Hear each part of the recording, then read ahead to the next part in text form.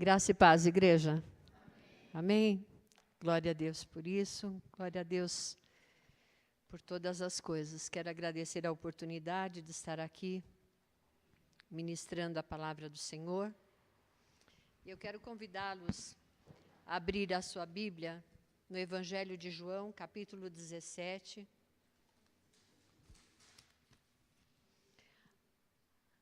Evangelho de João, capítulo 17. A oração sacerdotal de Jesus, né? E enquanto os irmãos abrem, eu quero compartilhar algo. Deus tem me falado muito sobre a importância da unidade, né? A nossa união com Cristo. E eu já falei aqui um tempo atrás, talvez um mês mais ou menos atrás, e eu mencionei dois fatos importantes que aconteceram, né, ao longo da história do mundo, através da oração da igreja. E um deles foi a queda do Muro de Berlim. Como eu vou falar sobre a unidade, eu quero aproveitar para esclarecer isso. Eu falei sobre a queda do Muro de Berlim e a queda das muralhas da China. Na verdade, houve a queda do Muro de Berlim, sim, em 1989. A oração da igreja, a igreja orou muitos anos por essa queda, para que a Alemanha voltasse a ser uma só. E, de fato, Deus ouviu a nossa oração, a oração da igreja, e nos abençoou assim. As muralhas da China, na verdade, não caíram, ela se tornou um patrimônio histórico em 2007, né? E é visitada por muitos turistas. Mas o sistema político, né, do comunismo, ele de fato acabou, não sabemos ao certo se de fato caiu por todo, né, na China, mas ele foi enfraquecendo e tem sido enfraquecido, não só na China, mas em outros países também, que têm aderido a esse tipo de governo, né? Infelizmente, na América do Sul, ele tem crescido em alguns países próximos de nós, como a Venezuela, Cuba e outros, né? Mas eu quero falar sobre a importância da unidade, como é importante nós estarmos unidos com Cristo. E isso tudo que o pastor estava falando, todos os hinos que foram cantados aqui, confirmam para mim a mensagem que Deus tem colocado no meu coração para vocês, para cada um de nós. Vamos ler, então, o Evangelho de João, capítulo 17.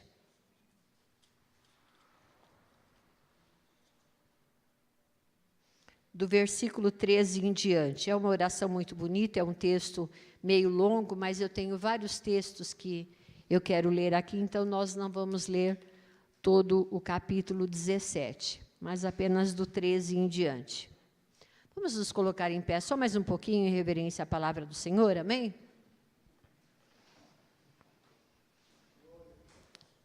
Mas agora vou para junto de ti, e isto falo no mundo para que eles tenham o meu gozo, para que eles tenham o meu gozo completo em si mesmos. Eu lhes tenho dado a tua palavra, e o mundo os odiou, porque eles não são do mundo, como também eu não sou. Não peço que os tire do mundo, e sim que os guardes do mal. Eles não são do mundo, como também eu não sou.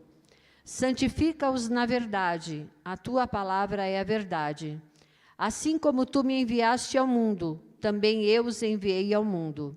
E a favor deles eu me santifico a mim mesmo, para que eles também sejam santificados na verdade. Não rogo somente por estes, mas também por aqueles que vierem a crer em mim, por intermédio da sua palavra, a fim de que todos sejam um, e como és tu, ó Pai, em mim, e eu em ti, também sejam eles em nós, para que o mundo creia que tu me enviastes. Eu lhes tenho transmitido a glória que me tens dado, para que sejam um, como nós o somos.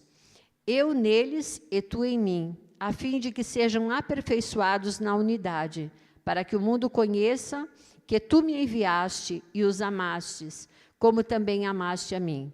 Pois a minha vontade é que onde eu estou estejam também comigo os que me deste, para que vejam a minha glória que me conferiste, porque me amaste antes da fundação do mundo. Pai justo, o mundo não te conheceu, eu, porém, te conheci. E também estes compreenderam que tu me enviastes. Eu lhes fiz conhecer o teu nome, e ainda o farei conhecer, a fim de que o amor com que me amaste esteja neles e eu neles esteja. Amém? Podeis assentar. Então, esse texto, ele nos fala da unidade, a unidade de Cristo com o Pai, e ele nos fala da unidade que nós precisamos ter com Cristo. E eu fiquei conversando com Deus, questionando do Senhor, o que isto significa? Por que essa unidade é tão importante? E avaliando as situações que nós vivemos no mundo, e como o pastor estava dizendo muito bem sobre essa questão da nossa mente, né? A unidade em Cristo, ela é muito importante para a nossa vida cristã. Em teologia, nós dizemos que há uma dualidade no mundo, o bem e o mal, né? A luz e as trevas. E a unidade, ela também se manifesta assim. Em Gênesis 2:14, Deus fala assim: por isso deixará o homem seu pai e sua mãe, e se unirá à sua mulher, e os dois se tornarão uma só carne. Fala-nos da unidade. Em Esdras, no capítulo 3, Esdras voltando lá do cativeiro babilônico, voltando para Jerusalém, eles se reúnem ali e todos se juntam como um só homem, mostrando a unidade, a importância da unidade no desejo do coração. Eles queriam restaurar a Jerusalém, queriam restaurar o templo, queriam restaurar o muro. E Esdras foi um instrumento de Deus para promover essa unidade e fazer algo que estava no coração de Deus, a restauração de Jerusalém. Então, nós vemos nesses dois textos mencionados a unidade para o bem. Mas nós também vemos na Bíblia a unidade para o mal. Na Torre de Babel, no capítulo de Gênesis 11, nós vemos que os homens se reuniram, eles tinham uma só língua, todos falavam a mesma linguagem, e eles estavam unidos ali, na mesma linguagem. Mas eles resolveram se unir, Deus queria que eles propagassem a palavra, queria que toda a terra fosse salva, né? O projeto de missões, nós vemos lá desde Gênesis até Apocalipse, Deus quer que todos sejam salvos. E ali, então, na Torre de Babel, os homens resolveram se unir para trabalhar contra a vontade de Deus. Então, eles construíram uma torre, e o desejo dele é que essa torre fosse bem grande, tocasse o céu. Eles queriam ser maiores do que Deus. E ali, então, Deus, ele desce, ali a palavra de Deus diz que ele, observando, ele viu e ele resolveu descer para ver o que é que realmente estava acontecendo ali. Nós não sabemos exatamente como que ele desceu ali, qual foi a forma que ele usou para verificar essa situação. Mas ali na Torre de Babel, então ele viu que os homens estavam unidos para irem contra Deus, contra a vontade de Deus.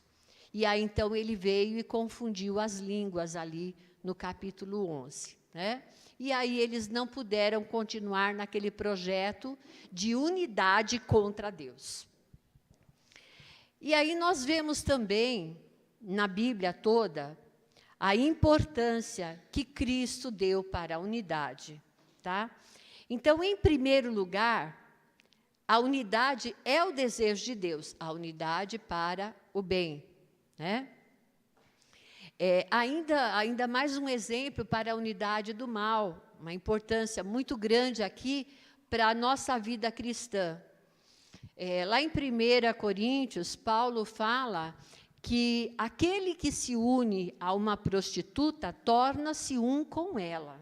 Então, ele se torna um prostituto, uma prostituta. Então, é muito importante essa questão da unidade. Então, o tema da minha mensagem é: por que Deus nos chama para a unidade? Né? Ou a importância da unidade em Cristo. Então, observando todos esses textos e observando o capítulo 17 de João, nós vemos que Cristo, ele tem um desejo de ser um conosco. Ele quer que nós estejamos unidos a Ele. E essa união, ela vai trazer muitos benefícios para nós, como o pastor mencionou aqui, a questão da nossa mente, né? Mexendo com as plantas aí esses dias lá em casa, eu tenho 2 vasos de samambaia e algumas plantas, e aí as formigas lá acabaram, até mencionei com o Felipe, né? As formigas estão acabando com a minha planta, elas secaram tudo, comeram tudo, aquelas formigas cortadeiras. E a samambaia secou, mas ficaram os galhos todos lá. Eu não tive tempo de tirar, de limpar aqueles galhos, né? Consegui acabar com as formigas, graças a uma orientação do irmão. Acabei com as formigas e depois eu fiquei assim na esperança de que, cuidando das plantas, elas voltassem a brotar. Mas eu não tirei aqueles galhos secos, mortos. E aí, esses dias, né, das nossas férias, aqui eu fui lá cuidar das samambaias e tal. E aqueles galhos, alguns mais pequenininhos, bem no centro do vaso da samambaia, eles ficaram secos, muito duros. E eu não consegui mais tirá-los. E eu, observando isso, o Espírito Santo foi ministrando ao meu coração justamente nessa questão da unidade, né? E agora já está brotando novamente a samambaia, mas aqueles galhos secos, eles ficaram todos unidos e eu não consegui tirá-los.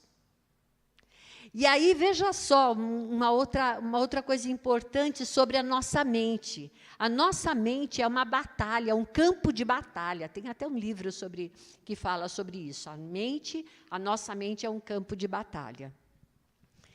E aí, unidos em Cristo, nós podemos vencer esse campo de batalha, né?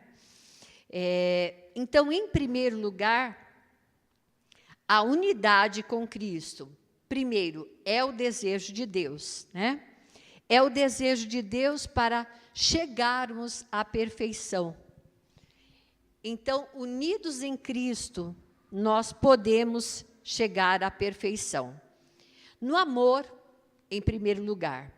No amor, não aquele amor de palavras, mas o amor como o amor de Cristo, o amor sacrificial, né? Nós vemos aqui nesse texto de João 17, que Cristo está fazendo ali uma oração, e ele está falando do amor, né? Ele está falando, olha, o amor com que me amaste, né? Ele fala da unidade, que eles sejam um conosco, assim como eu sou um com o Senhor, né? Então, a unidade do amor, o amor de Cristo é um amor sacrificial, né? É um amor que não buscou o seu próprio interesse, mas ele abriu mão dos seus próprios interesses por amor de nós. Então, nós vemos aqui o amor de Deus em enviar o seu próprio Filho para morrer em nosso lugar, e nós vemos o amor de Cristo subjugando a si mesmo, né, a sua própria carne, abrindo mão da sua glória para alcançar, para se derramar em favor de nós. Então, em primeiro lugar, a unidade com Cristo é o desejo de Deus para chegarmos à perfeição. No amor, nos desejos, né? No desejo de andar com Deus, né? Ele fala aqui da palavra, né? Assim como a palavra esteja neles. Quem é a palavra? Não é Cristo? Então, a palavra de Deus, ela deve habitar plenamente em nosso coração, para que unidos com Cristo, o Espírito Santo dentro de nós, ele promove essa união, né? E agora a nossa mente, ela pode ser moldada pela graça de Deus, pela misericórdia do Senhor em primeiro lugar, pelo Espírito Santo de Deus que habita em nós e por essa união em Cristo. Porém, esse desejo, ele precisa ser trabalhado por Deus. Nós precisamos nos humilhar, como a palavra também fala, né, de humilhação. Eu quero levar vocês lá em Colossenses, no capítulo 3, no versículo 12 e no versículo 14. Colossenses, capítulo 3, no versículo 12 ao 14. Diz assim: revesti-vos, pois, como eleitos de Deus, santos e amados, de ternos afetos de misericórdia, de bondade, de humildade, de mansidão, de longanimidade. Suportai-vos uns aos outros, perdoai-vos mutuamente, caso alguém tenha motivo de queixa contra outro. Então, vejam aqui, olha só, a longanimidade. O que é a longanimidade? A longanimidade de Deus significa que Deus, ele é longo em irar-se, ele é bondoso, ele demora, ele tem paciência conosco. Então, da mesma forma, nós precisamos ter essa longanimidade para com o nosso próximo, para com o nosso irmão. Ele fala também, olha só, no versículo 13, suportai-vos uns aos outros, né? O que é esse suportai-vos uns aos outros? Nos dá a impressão, em primeiro lugar, vou ter que suportar aquele irmão, né? Vou ter que suportar aquela irmã falando, né? Não. É suportar, de dar suporte, né? De ajudar o irmão, de ajudar a irmã. Ajudar, né? Em amor, suportai-vos, tá? Suportai-vos uns aos outros, perdoai-vos, caso haja motivo de queixa contra outro. Assim como o Senhor vos perdoou, assim também perdoai vós. Então, o perdão está incluso aqui nessa situação, tá? Nos pensamentos, Filipenses 4:8 fala assim, olha, tudo aquilo que é puro, tudo aquilo que é justo, tudo aquilo que é honesto, tudo aquilo que é de boa fama, se há alguma virtude, seja isso que ocupe o vosso pensamento. Então, o nosso pensamento, ele deve ser recheado com as coisas de Deus, com a palavra de Deus, com o amor de Deus, com a vontade de Deus, com o perdão de Deus.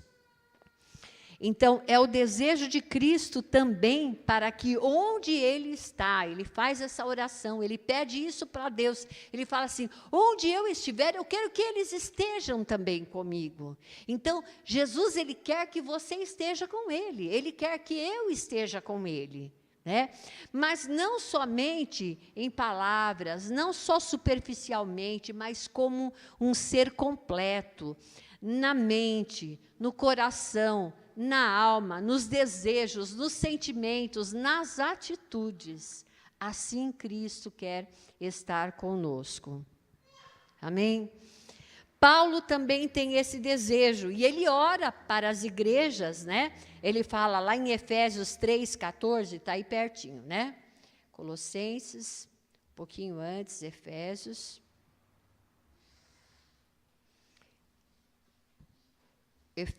3.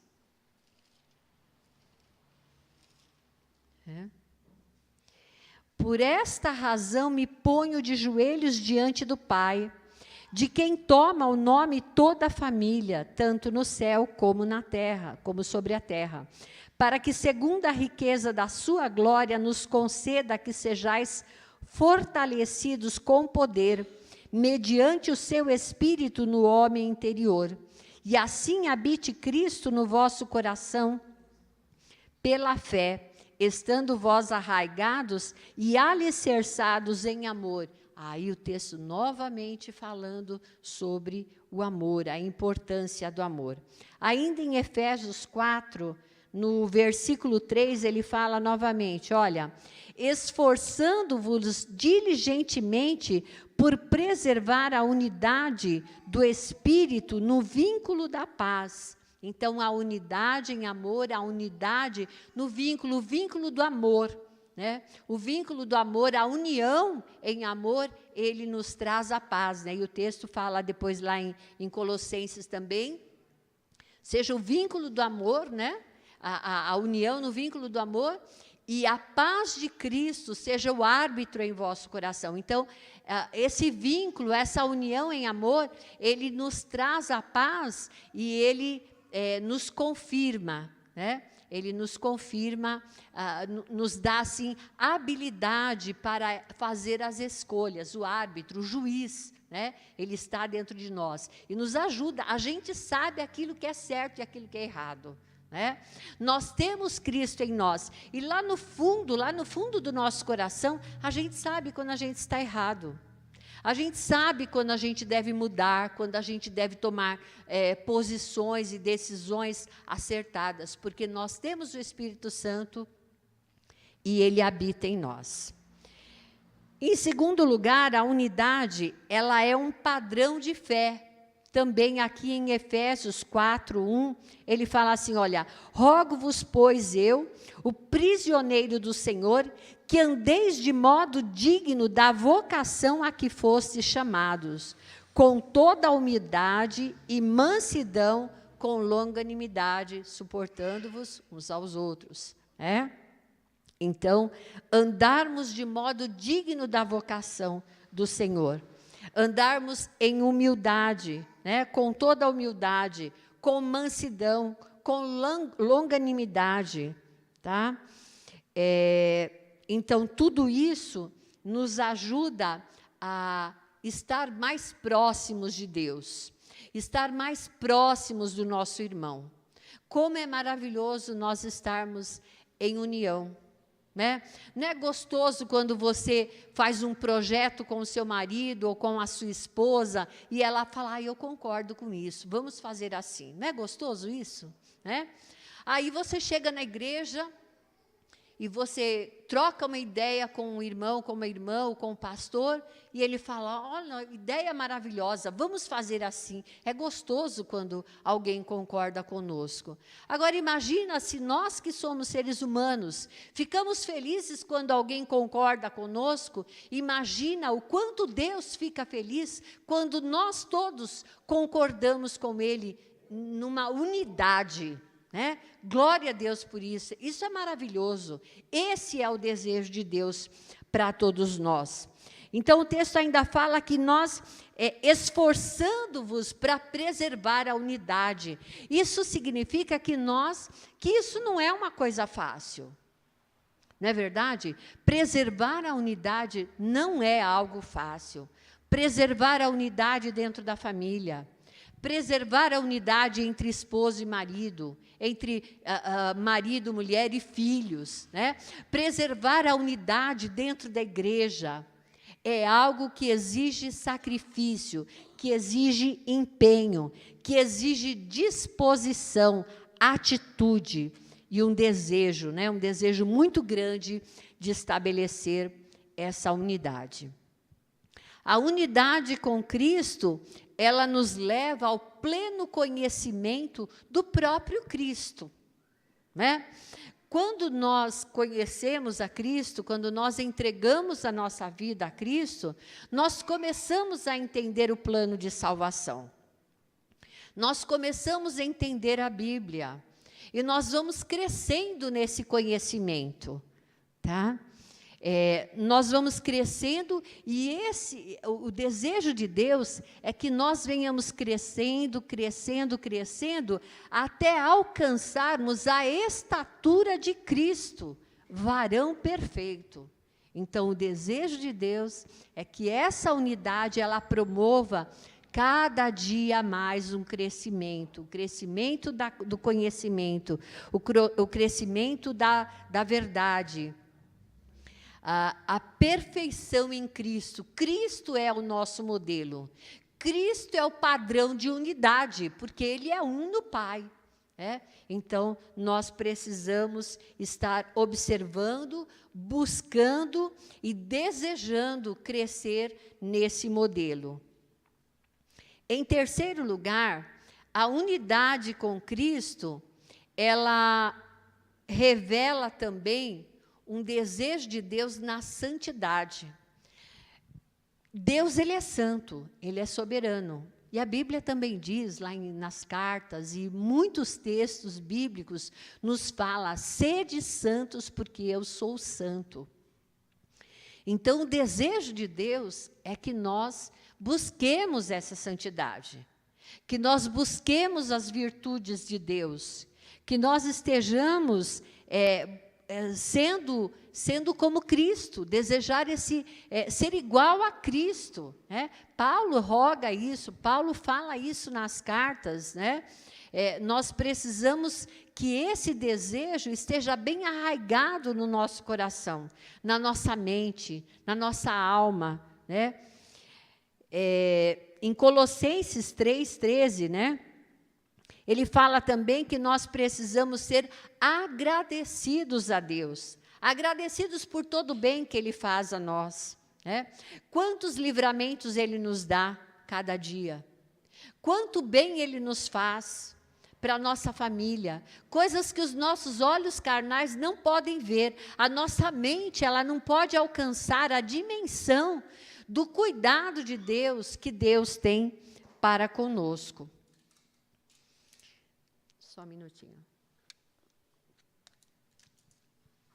E aí ele fala também: habite ricamente em vós a palavra de Cristo, instruindo a outros, ensinando a outros a palavra da verdade. Nós só podemos ensinar aos outros aquilo que a gente foi treinado, não é verdade? Um professor, ele só pode ensinar aquilo que ele aprendeu. Aquilo que ele não aprendeu, ele não tem como ensinar a outra pessoa. Então, Deus, Ele quer que a palavra dEle habite ricamente em nós. Então, o que é ser rico da palavra? É ser abundante, é ser transbordante. Mas não somente da boca para fora, porque isso é apenas uma religiosidade.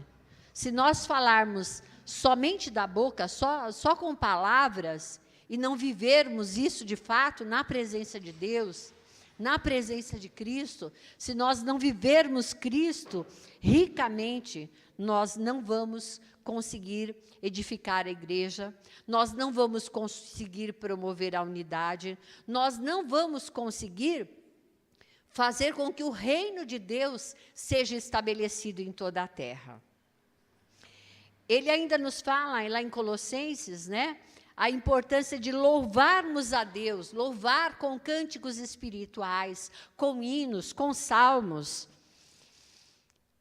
e com gratidão em nossos corações. A vida em santidade é o padrão de Deus para todos nós. Então, nós precisamos ser únicos. Nós estamos vivendo hoje um período muito difícil na igreja, não só aqui na igreja local, mas na igreja como um todo, no Brasil, na terra, onde as pessoas, elas não querem a unidade, cada um quer fazer o que quer.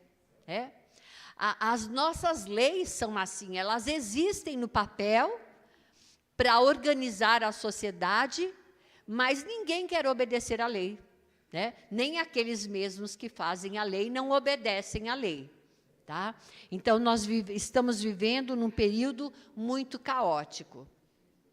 E se nós proclamarmos a palavra, mas nós não a vivermos de fato na nossa vida íntima com Cristo, com Deus, as nossas palavras vão ser vãs e nós não vamos convencer ninguém, né? A vida em santidade, ela é importante, porque lá em Hebreus 12, 14, fala assim, que sem santidade ninguém verá o Senhor. Então, nós precisamos buscar essa santidade, tá? E aí, voltando àquilo que o pastor estava falando no começo, porque não querendo, não estou querendo puxar a brasa para a sardinha do pastor, né? Mas ele falou exatamente aquilo que eu vinha pensando, que estava aqui no papel para eu falar com vocês. A nossa mente, ela precisa ser moldada e ela precisa ser cheia da palavra. Ainda esses dias atrás, um mês atrás, mais ou menos, eu lá, cuidando das minhas plantas, lá, molhando as plantas, eu vi um vaso lá que toda hora nasce uma erva daninha, né? Falei, puxa vida, mas erva daninha é complicado, né? Toda hora nasce erva daninha. E aí, teve uns vasos que estava mais acessível para mim, então, toda vez que eu passava lá, eu tirava uma erva daninha. Tirava uma erva daninha. Os vasos que estavam mais longe, que eu não alcançava, as ervas daninhas foram ficando. E o que aconteceu com as ervas daninhas? Elas comeram as plantas boas. Elas mataram as plantas que estavam boas. E aí, observando tudo isso, eu fiquei pensando na nossa mente. A nossa mente, ela também é assim, é uma terra fértil. E se nós não semearmos a palavra de Deus da nossa mente dia a dia, o que vai acontecer? As ervas daninhas vão crescer, elas vão germinar e elas vão crescer. E aí, se você não vigiar, se você não tirar essas ervas daninhas, não rejeitar esses maus pensamentos, o que vai acontecer? Eles vão crescer na sua mente, assim como a erva daninha cresce no vaso.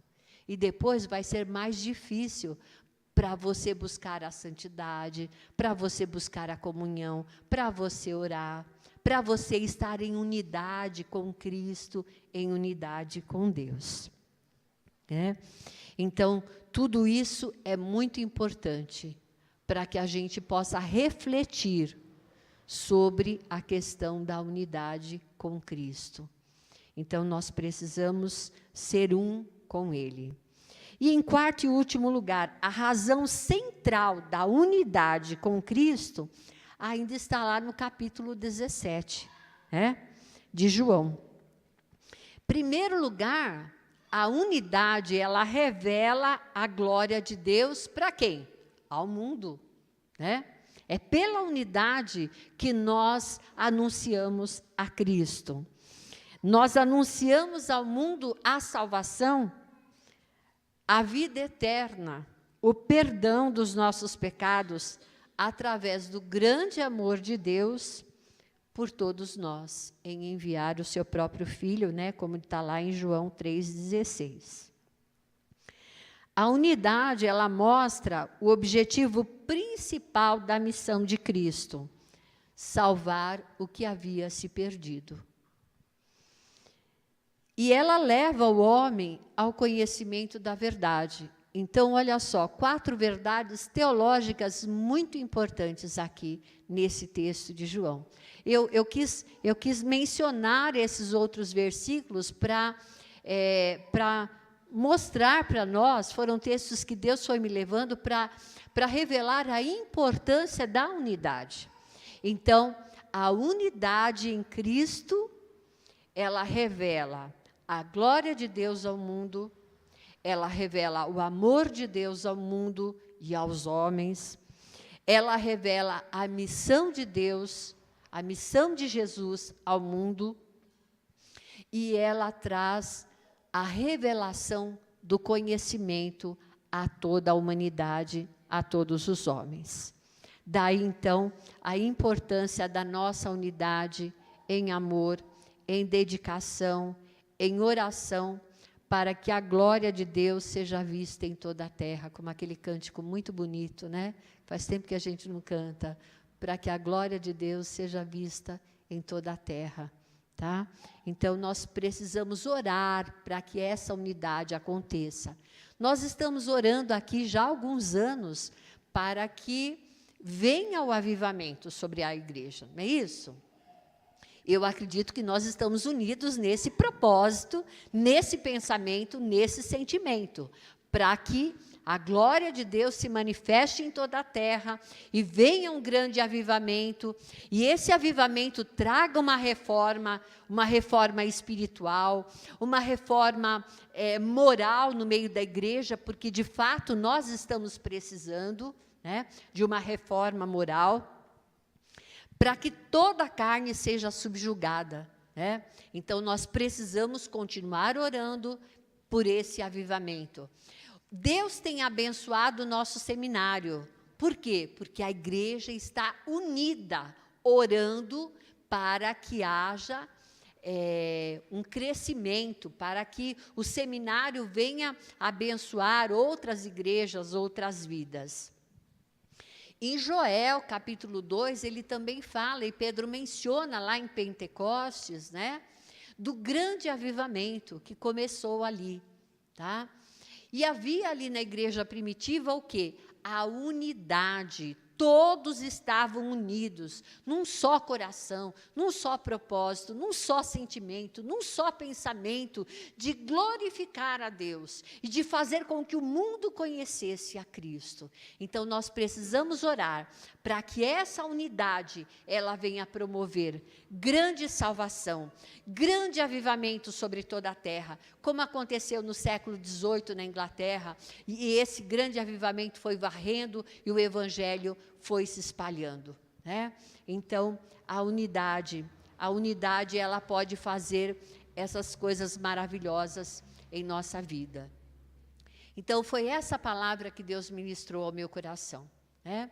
E tem ministrado, eu creio, eu espero, em nome de Jesus, que Deus tenha falado grandemente ao teu coração, para que você esteja atento para essa unidade, para que você esteja buscando essa unidade com Cristo, essa comunhão, né? Essa comunhão de amor, de afeto, de misericórdia, de compaixão, de perdão e de tantas coisas boas que nós podemos desfrutar em Cristo Jesus. O pastor orou pelas crianças. Eu me preocupo muito com as crianças. Não só porque eu tenho uma netinha, mas eu tenho dó das crianças, porque as crianças hoje em dia, elas não têm mais, poucas são as que podem desfrutar da companhia da mãe, porque a mãe tem que trabalhar, tem que ajudar o marido, né? Então, ela não tem atenção, ela não tem o carinho, ela não tem o afeto da mãe. Felizes são aquelas que podem, né, ainda estar cuidando dos seus filhinhos. Então, eu oro muito pelas crianças, porque eu fico me perguntando, o que será desse mundo se Cristo não voltar? O que vai ser dessas crianças no futuro? O que vai ser desses jovens, dessa geração, se elas continuarem assim, perdidas nas vãs sutilezas da vida, perdidas nos seus pensamentos vãos, né, em toda essa coisa que acontece hoje, na internet, no celular, né? Nós vimos essa semana, recebi mensagens falando de fotos sobre como fazer nós de cordas, né? E a menina lá tentando se enforcar. Eu choro com isso. Eu tenho misericórdia. Deus tem tocado o meu coração, sabe? É muito triste ver isso. E tudo isso é consequência das leis, das organizações, e, acima de tudo, como o Mauri pregou um outro dia, muito bem lembrado, da falta de Deus nas escolas, nos lares, no meio das famílias. Então, nós temos o privilégio de poder mudar essa história, através da nossa vida, da nossa comunhão com Deus, da nossa oração e do nosso testemunho, testemunho de vida plena, de vida de santidade, de vida de comunhão, de amor, de fé. Nós precisamos viver essa vida. A minha oração, pela minha vida, pela minha casa, que essa unidade aconteça. E a minha oração é para que isso aconteça na nossa igreja e em todas as famílias que levam o nome de Deus. Amém? Curve a sua cabeça, eu quero convidar o nosso pastor para estar orando aqui comigo.